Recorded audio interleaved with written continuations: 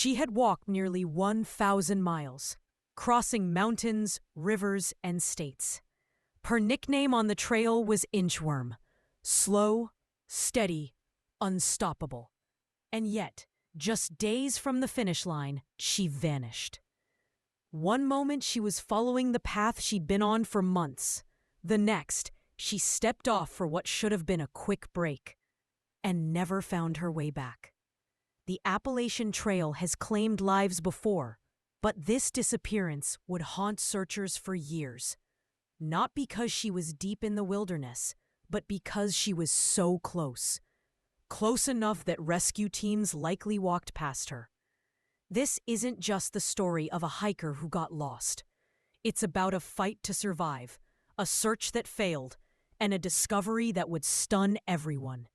And it all started with a single step off the trail. Geraldine Largay wasn't a thrill-seeker chasing danger.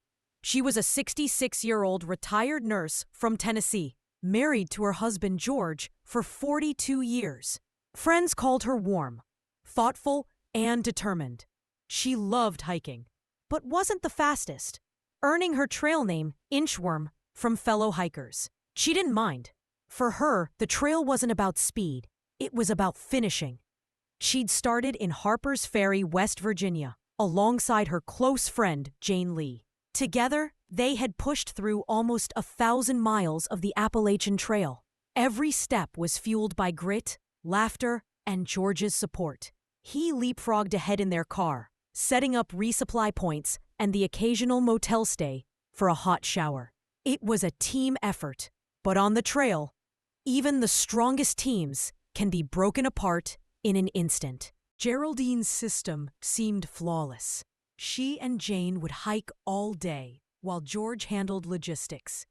He would drive to the next town, restock supplies, and wait for them. Sometimes he would ferry them to a motel for a night of rest before they headed back to the trail. It made the grueling hike more manageable, and it meant they could travel light. Geraldine's pace was slow but steady, her focus on simply putting one foot in front of the other. And it worked. Mile after mile, through heat, rain, and rugged climbs.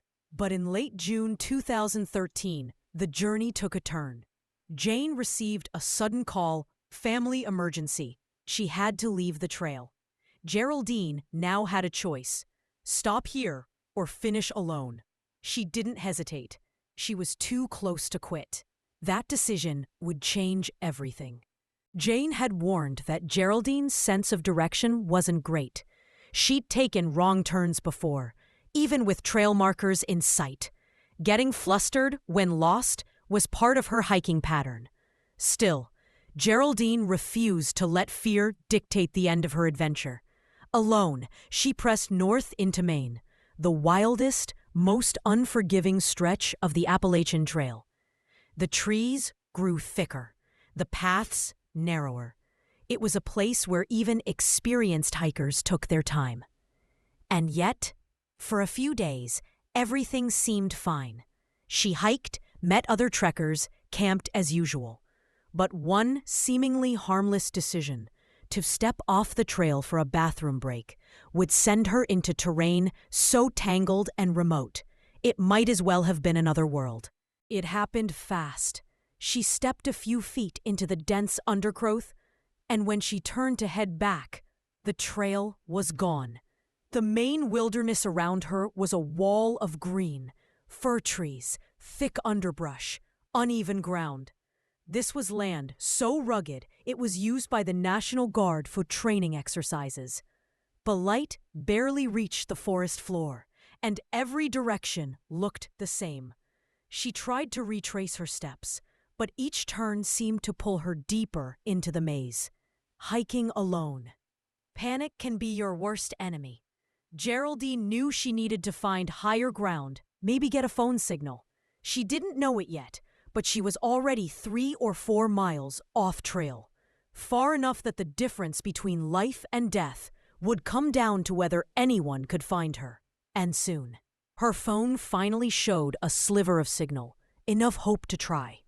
Lost since yesterday. Off trail 3 or 4 miles. "Call police for what to do, please." She typed it to George. Then another. "In some trouble. Got off trail to go to the bathroom. Now lost." She even asked him to contact the Appalachian Mountain Club for help. But the Maine wilderness is notorious for dead zones. None of her messages went through. George never saw them until it was too late. With no rescue coming, she rationed her food and water, hoping the search would find her. She didn't know the canopy above her campsite would make that nearly impossible. In a forest this thick, even helicopters can't see the ground. Geraldine set up her tent on pine needles under a hemlock canopy so dense it blocked the sky. She tied a silver emergency blanket between trees, her makeshift signal, but the foliage hid it completely. She journaled daily in a small black notebook, recording her thoughts and her dwindling supplies. She lit birthday candles for light, used a rosary for comfort, and stayed inside her sleeping bag to conserve warmth. Her training as a nurse told her she could survive for weeks with careful rationing. And she was right. She would last 26 days, longer than most experts thought possible. All the while, rescue teams were scouring the woods and unknowingly walking past her. The official search was massive. Multiple agencies, volunteers, horses, helicopters. They searched valleys, streams, ridges. But her hidden campsite was less than a mile from the trail, camouflaged so well it was invisible from above. False tips poured in, claims she'd been spotted with suspicious men, rumors of drowning, even psychic visions that sent teams to entirely different states. Some accused George of abuse, wasting precious search time clearing his name. For Geraldine, each day without rescue meant one more night of cold, hunger, and fading hope, and then silence. The forest kept its secret for over 2 years. On October 14th, 2015, a logging surveyor stumbled across a small, tidy campsite. Inside a sleeping bag lay the remains of Geraldine Largay. Around her were her final belongings: a blue and white bandana, lighters, sewing kit, water bottles, birthday candles. In her journal was her final note: "When you find my body, please call my husband George and my daughter Carrie. It will be the greatest kindness for them to know." She had survived alone for nearly a month before dying of exposure and starvation, less than 2 miles from the Appalachian Trail, a place dozens of searchers had passed without knowing she was right there. Geraldine's death became a cautionary tale for hikers everywhere. A wrong turn, even on a well-traveled trail, can be fatal.